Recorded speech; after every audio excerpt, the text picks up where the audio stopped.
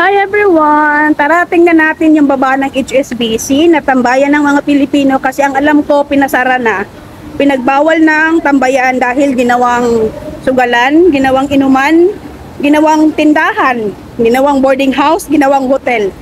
Kaya ngayon wala na. Bawal ng pagtambayan doon. Tingnan natin kung totoo ba na wala na talagang tumatambay doon. Fake news pala yung sinabing pinasara daw yung HSBC, hindi na patambayan. Ang dami oh. Oh, ang daming tao. Fake news yun. Hindi yun totoo.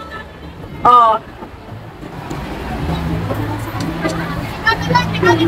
Fake news yun. Hindi yun totoo na bawal.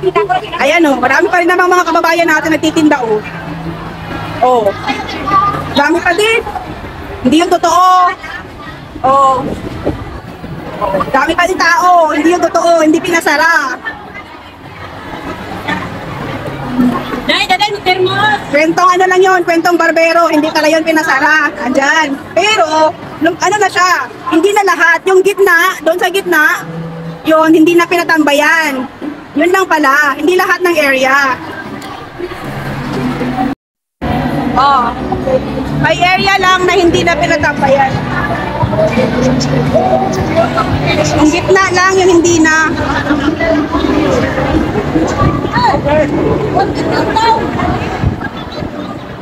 Yan lang yung gitna, hindi na pinapatambayan.